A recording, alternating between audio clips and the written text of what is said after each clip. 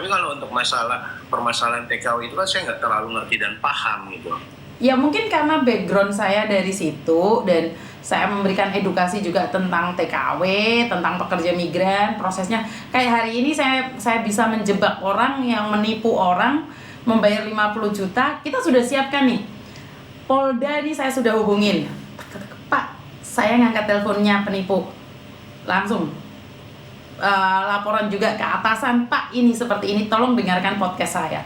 Setelah saya ngobrol, kejebak, terus saya bilang, ini Dirut ya. Saya bilang sama Dirutnya, saya panggil, halo Dek Firman, ini kamu mau daftar kemana? Itu Dirut, kepala Dirut, Direktur utama, ngeri kali. iya. Saya panggil, tunggu ya Dek ya, ini ya Dek ya, ini ada perekrutan ke Hongkong. Jadi sebenarnya saya pribadi itu sudah menyiapkan armada untuk menggiring mereka. Karena sekali lagi penipu itu nggak akan takut dengan orang biasa. Mereka selalu menanyakan, tahu nggak? Mereka menanyakan siapa sih saya. Dan di profil saya yang di HP publik itu kan saya bersama Bea Cukai.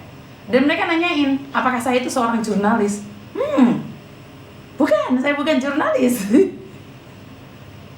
Tapi kalau boleh saya tahu emang background Miss Uni itu apa gitu. Dari gini loh, yang saya lihat Miss Uni dari public speaking tuh oke loh gitu. Ya jujur ya, saya sedikit meniru gaya Miss Uni. Kenapa? Ya maksudnya gaya bicara, maksudnya tentang memberikan edukasinya, saya sedikit meniru gaya yang Miss Uni. Dan saya terpikir nih Miss, saya ada kepikiran kalau Miss Uni live gitu kan by phone kan? Ya. Memberikan nomor handphone di live itu di loudspeaker. Saya ada kepikiran seperti itu. Kalau misalnya memang saya sudah siap, saya nanti mau izin deh sama Miss Uni, boleh nggak saya melakukan hal yang seperti itu, gitu kan? Cuma kan saya masih berpikir nih, saya khawatirkan takut banyak orang-orang nggak dikenal masuk gitu loh. Tapi kan lebih enak di HP Bang, karena kita bisa tracking. Kalau di TikTok nggak bisa, kita nggak berani tracking dan kita nggak tahu. Saya mending main di HP, karena saat penipuan itu telepon kita minta nih sama itu atasan, Pak tolong tracking nomor ini. Saya bisa tracking, tapi kalau lewat itu TikTok kan bisa dipegang banyak orang. TikTok kan bisa. Jadi nanti kalau misalnya saya sudah siap, boleh ya saya begitu ya? Boleh. Di Hongkong sudah banyak nih. Dulu nggak ada orang telepon curhat tuh nggak ada. Sekarang kayaknya banyak deh orang yang sekarang ikut-ikut, dan bagi saya bukan ikut-ikut, itu adalah tren, nggak masalah, dan itu edukasi. Karena gini, di HP ini akan terekam, terbukti, valid.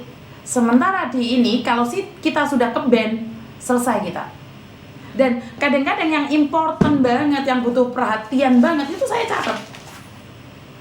Kenapa? Kadang-kadang kita lupa secara langsung dan tidak langsung, itu sampai kasus, ada yang meninggal dunia atau seperti apa. Saya lebih memilih untuk memberikan informasi ke atasan, karena bagaimanapun juga gini loh Bang, informasi itu saya itu pernah sempat sama tim saya dikasih tahu, kalau saya bergabung dengan orang lain, follower saya sebenarnya habis loh. Percaya nggak? Saya pernah mengangkat salah satu orang penting, dia nggak ada followernya nih, sering live bareng sama saya apa, akhirnya follower saya ini ikut ke dia. Saya sejujurnya turun jelek, sampai tim saya ngeritik saya, Miss Uni tahu nggak pendapatannya Miss Uni ini berkurang gini. Saya jawab apa satu, kalau pendapatan saya berkurang tapi solusinya ada, kenapa enggak? Jadi kalau berpikir tentang kecemburuan, cemburu dong. Masa iya follower saya sebanyak itu ikut dia separuh Bang? Tapi kan tujuan saya bukan di follower dan pendapatan, edukasinya tuh ngena nggak? Nah, akhirnya mereka sudah menyala nih, dan saya ditinggalkan. Ya wajar dong, saya sudah tidak bermanfaat lagi, saya ditinggalkan, wajar. Tapi setidak-tidaknya saya pernah membawa dia naik ke atas, walaupun dia orang atas. Itu kebanggaan loh buat saya, walaupun saya nggak diakuin ya sekarang ya. Ini yang pertama. Terus kedua, ada beberapa orang juga memakai nama saya untuk melambung lebih tinggi. Boleh, nggak penting bagi saya. Hari ini anak-anak saya lihat aja datang ke sini, bener nggak? Dan ada juga yang datang ke Papa John. Papa John pertama kali live sama saya 2000 penonton. Kaget dia. Seumur-umur nggak pernah. Karena follower saya selalu bilang, yang edukasi pergi cari.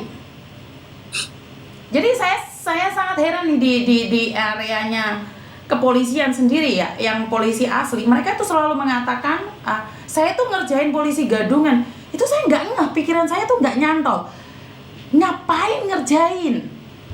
Apa manfaatnya kamu ngerjain polisi gadungan? Kamu bangga banget bisa ngerjain polisi gadungan. Hati-hati kamu khilaf. Yang saya ingat dari kata-kata Miss Yuni, jangan coba-coba uji nyali. Pokoknya saya ada beberapa kata-kata meniru Miss Yuni deh. Ya, saya udah izin ya. Saya udah izin ya sama orangnya langsung ya. Jadi kalau misalnya ada yang biasa kan, kalau deterjen itu kan biasa sempet ada kayak, Bang kok mirip Miss Yuni ya katanya. Saya udah izin nih sama orangnya langsung nih ya. Jadi kalau ada yang komen saya udah nggak peduli, sampainya udah izin langsung. Kenapa? Saya ambil positifnya dari Miss Yuni karena menurut saya itu kata-kata yang saya ambil, saya ucapkan di live saya itu ya memang bagus gitu loh, tepat sasaran gitu loh, nggak jelek gitu loh. Yang go to the block itu saya ambil. Go to block before go block. Nah itu pokoknya adalah beberapa dari kata-kata Miss Yuni yang Miss Yuni ucapkan itu saya ambil, saya ucapkan juga di live saya. Jadi saya udah izin langsung, jadi udah aman. Sebenarnya gini Bang, saya secara pribadi, saya dari awal edukasi, orang nyomotin video saya izin atau nggak izin tuh saya nggak pernah mempersoalkannya, karena tujuan awal seperti yang saya katakan, edukasi. Kalau kita memperhitungkan pendapatan, sebenarnya jadi konten kreator itu akan terasa sangat salah sekali. Haja Erna? Belum bos, Miss. Bentar ya Miss, nggak apa-apa ya? Nggak apa-apa, boleh. Halo, Assalamualaikum Bu. Assalamualaikum. Malam Bu.